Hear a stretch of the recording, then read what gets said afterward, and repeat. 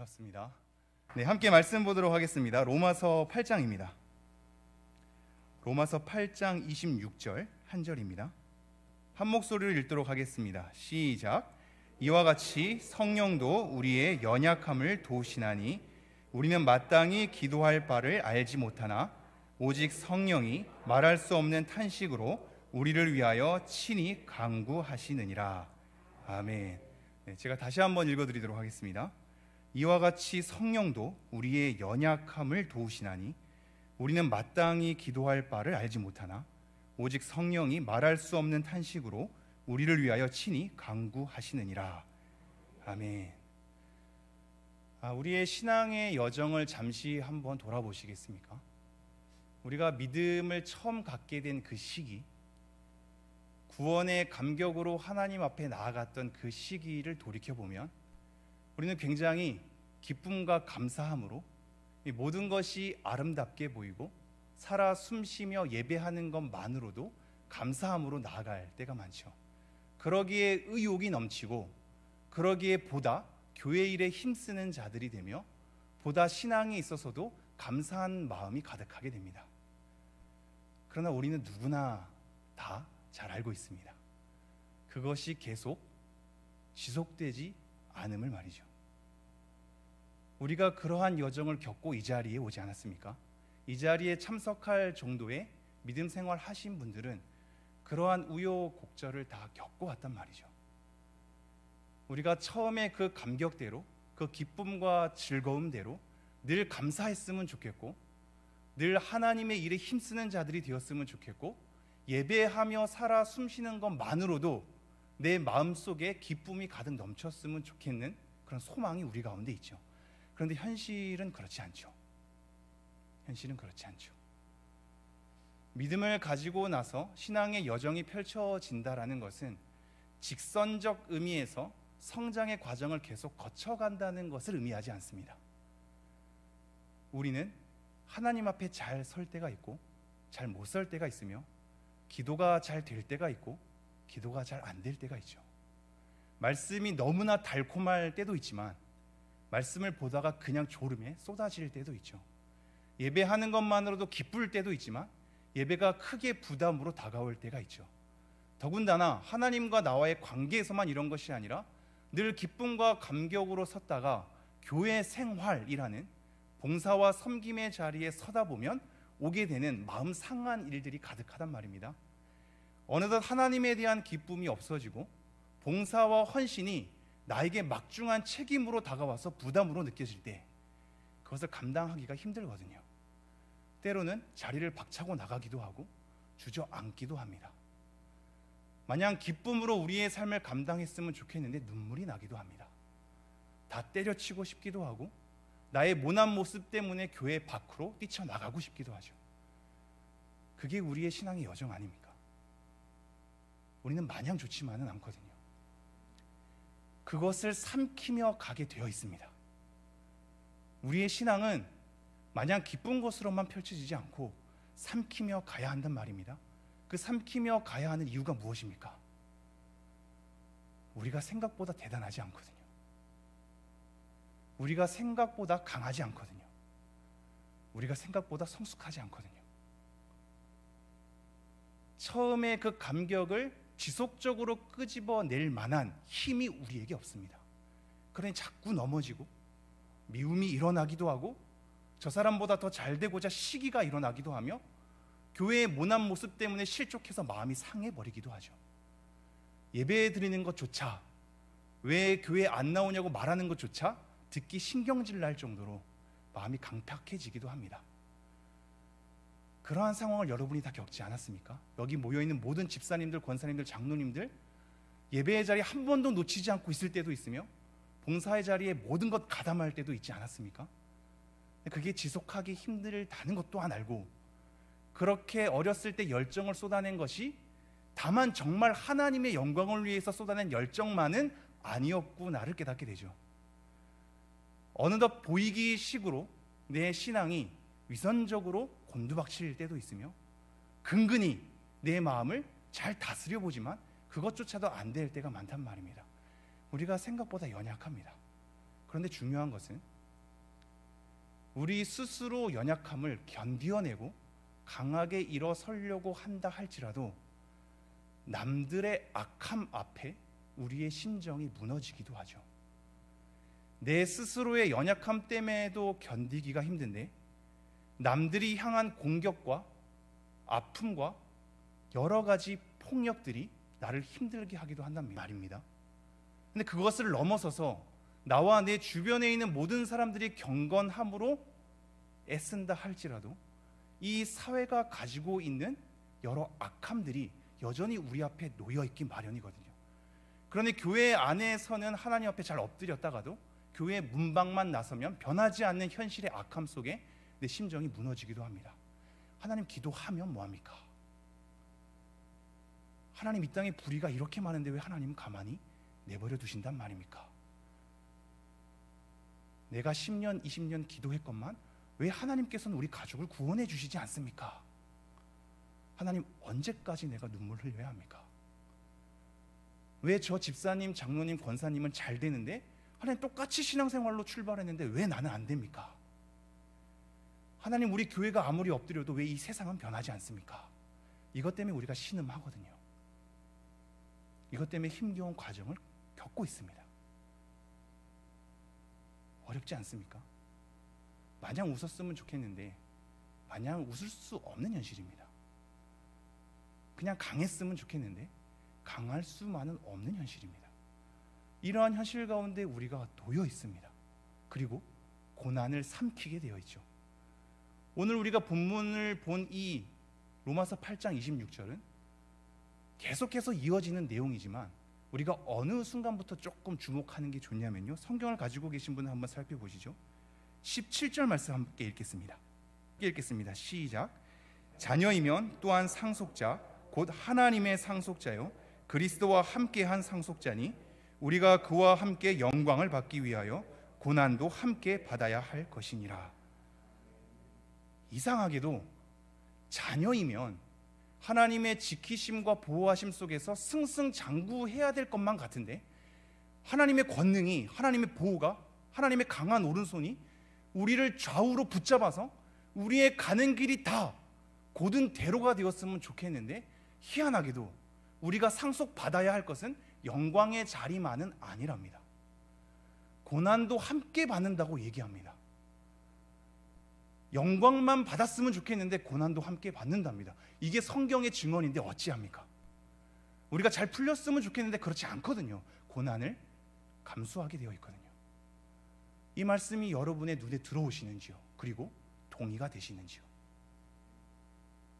피할 수 없는 고난이 우리의 삶의 현실 가운데 놓여져 있는 겁니다. 그런데 우리는 의문이 들죠. 하나님 왜 해결하지 않고 고난을 감당하게 하십니까? 이게 우리의 의문 아닙니까? 하나님 저를 구원해 주셨으면 성부 하나님께서, 성자 예수님께서, 성령님께서 나를 온전히 붙들어 매시기 때문에 하나님의 의가 복음으로부터 나타나서 내가 너무나 보잘것없지만 내 밖으로부터 들어오는 하나님의 의가 나를 예수 그리스도로 말미암아, 그리고 그것을 믿음으로 말미암아 나를 의롭게 여겨주시는 은혜가 나를 감싸있고 내 안에 성령님께서 나를 지키시고 계신데 왜 나는 구원받았음에도 불구하고 이러한 현실 가운데 굉장히 연약하리만큼 고난을 감당해야 한단 말입니까? 이것이 우리의 신앙의 의문 아닙니까? 그렇거든요. 그런데 신기하게도 하나님은 단숨에 해결하는 방식으로 이 여정을 끌고 가시지 않습니다. 이 악한 세상을 단숨에 하나님의 권능으로 뒤집어 버리지 않습니다. 흘러가게 하시죠.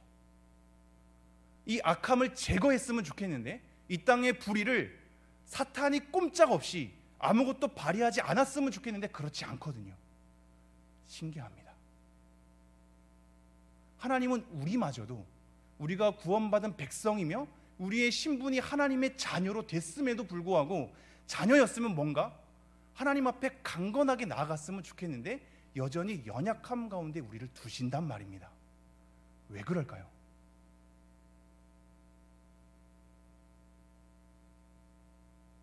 그 모든 깊으신 뜻을 우리가 다 헤아릴 수 없지만 하나님은 우리 존재를 사랑하시기 때문입니다. 하나님은 우리 존재를 사랑하십니다. 내가 단숨에 모든 것이 완벽하리만큼 변하는 존재로서 둔갑하는 것을 원하지 않으십니다. 나의 나됨의 연속성 가운데 있단 말입니다. 자기를 부인해야겠죠. 그러나 내 존재 자체를 버리진 않습니다. 조상은이란 고유한 존재가 있단 말입니다. 여러분은 여러분 각각의 고유한 존재가 있습니다. 이 존재를 완벽한 사람으로 단숨에 바꿔버리지 않습니다. 그 존재의 연약함을 그 사람만이 감당한 삶을 살아내게 하십니다. 그래서 연약함 때문에 넘어지기도 하고 그 사람의 악함 때문에 하나님 앞에 멀리 떠난 것 같은 좌절감을 겪게 하시기도 하죠. 그것을 아무 문제 없이 너는 나의 자녀이니 이제 모든 것을 완벽하게 끌고 갈 거야 라고 우리를 끌고 가지 않습니다. 겪게 하시거든요.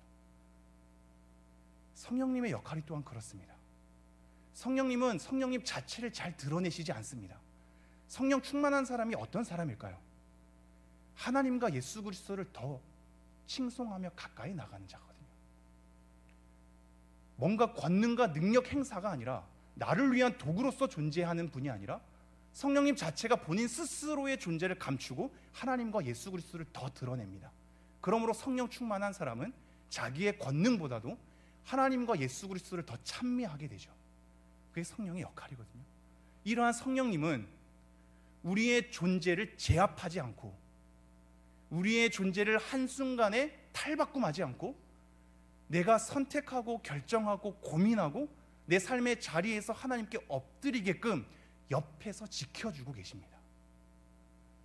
나를 조정하지 않으십니다. 나를 기계로 취급하지 않으십니다. 이게 성령님 역사의 신비로움입니다. 우리는 그랬으면 좋겠는데, 다 해결됐으면 좋겠는데 그렇지 않단 말이죠. 우리를 서서히 끌고 갑니다. 서서히 우리의 죄악을 직면하게 하십니다.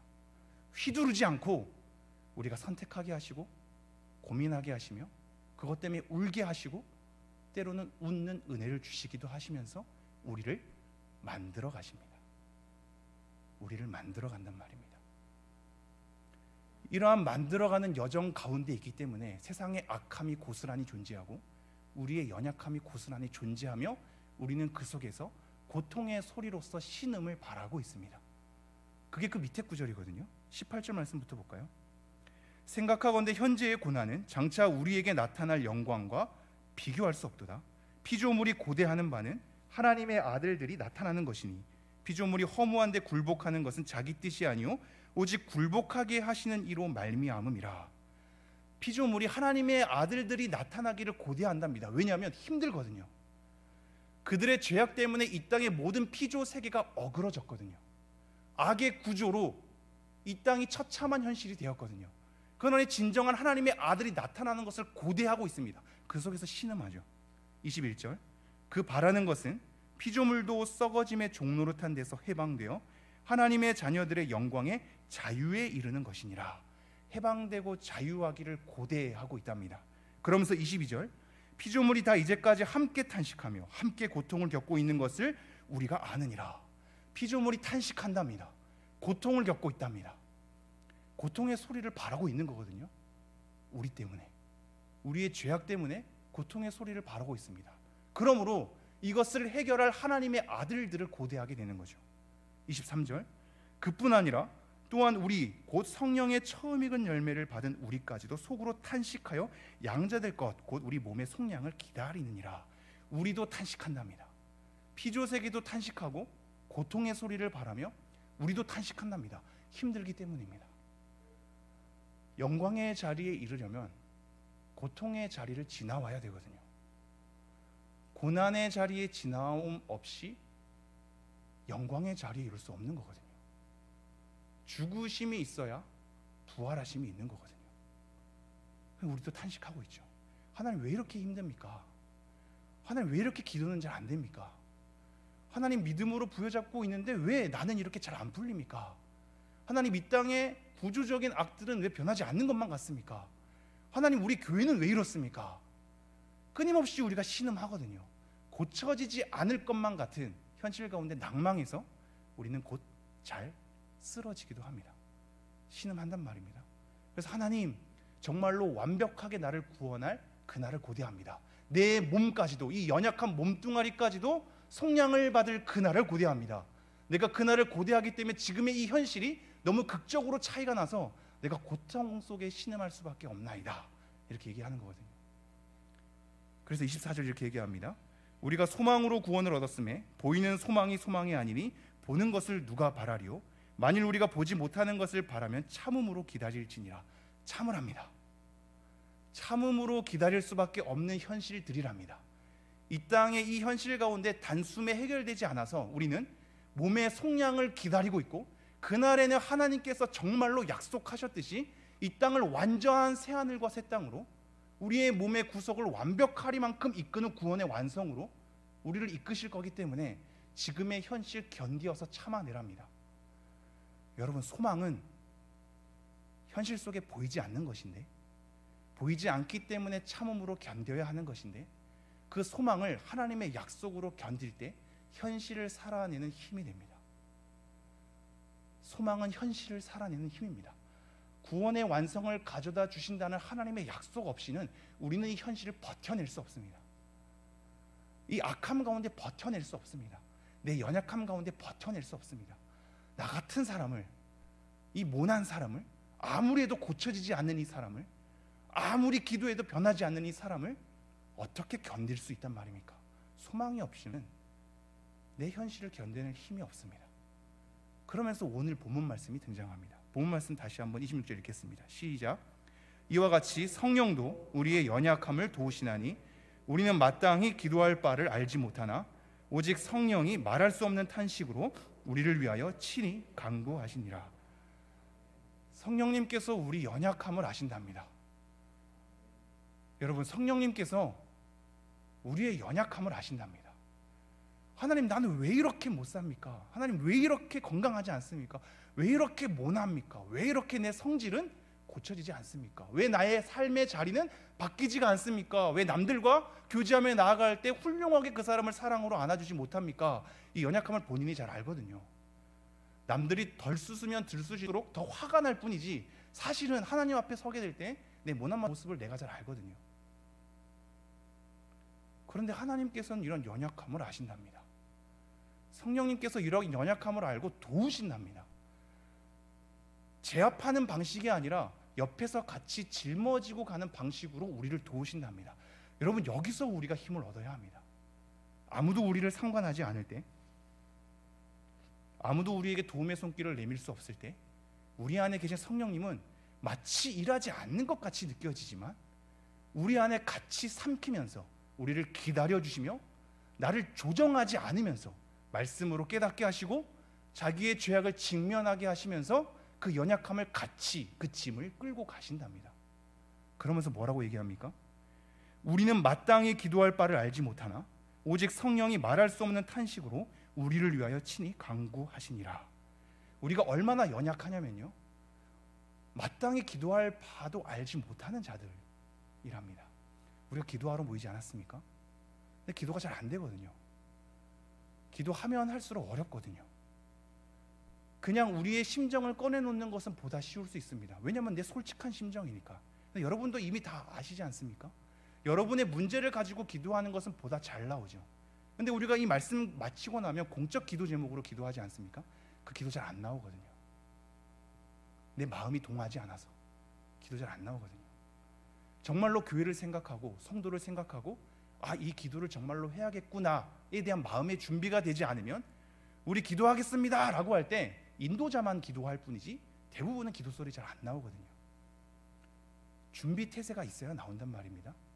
근데 그마저도 우리의 심정을 쏟아내면서 솔직하게 하는 기도는 보다 쉬운데, 사실상 기도는 하나님의 뜻을 찾아가는 과정 아닙니까? 내가 기도하면서 물어야 되거든요. 하나님의 뜻을 구해야 되거든요. 하나님, 이렇게 기도하는 것이 마땅한 겁니까? 내가 이렇게 간구하신 것을 하나님께서 기뻐하십니까? 하나님의 뜻은 무엇입니까? 내가 어떠한 삶을 살기를 원하십니까? 이렇게 하나님을 쫓아가는, 하나님의 뜻을 쫓아가는 기도를 하려면 우리는 막막하죠. 그래서 기도가 어렵습니다. 하나님의 뜻을 쫓아가면 쫓아갈수록, 하나님의 말씀을 따라 기도하려면 행할수록 기도가 잘 안 나오기 마련이고 어떻게 기도해야 할지도 잘 모르기 마련이죠. 그래서 마땅히 기도할 바도 알지 못하는 우리랍니다. 이러한 연약함 가운데 우리가 있답니다. 그런데 성령님께서 뭐라고 말씀하고 계시죠? 오직 성령이 말할 수 없는 탄식으로 우리를 위하여 친히 간구하시느니라. 말할 수 없는 탄식이랍니다. 이것은 쉽게 얘기하면 말로 표현할 수 없는 탄식이라고 많이 이해하시겠지만, 그것도 충분히 가능한 말이겠지만, 좀 더 나아가서는 아예 말이 없는 탄식입니다. 성령님께서 우리 가운데 함께 탄식한답니다. 고통의 신음을 바라는 거거든요. 근데 이 고통의 신음은 절망의 소리만이 아닙니다. 왜냐하면 이 고통은 해산의 고통이거든요.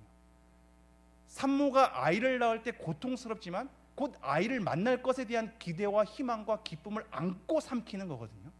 근데 그걸 바라보면서 현실의 소리를 신음하지만 기대함으로 그 현실을 같이 버텨내는 겁니다. 성령님이 그렇게 신음하신답니다.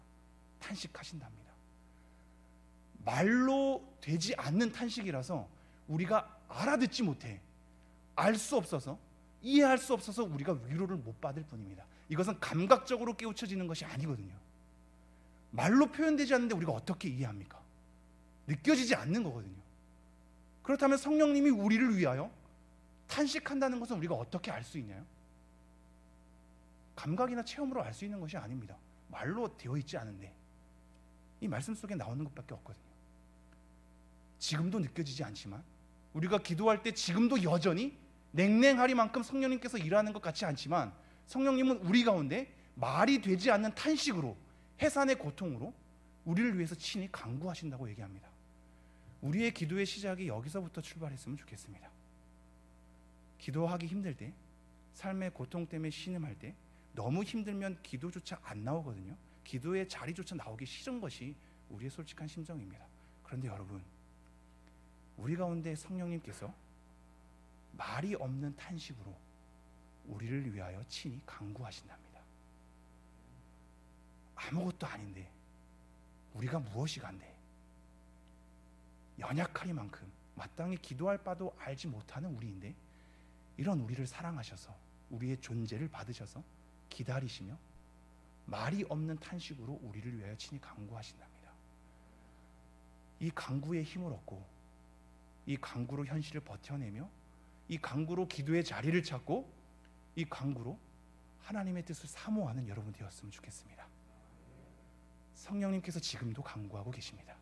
우리가 오늘 기도할 때에도 성령님이 나를 위하여 간구하고 있구나를 명심하시면서 하나님 앞에 엎드려 나아가는 우리가 되었으면 좋겠습니다. 우리 함께 찬양 한 곡 할까요?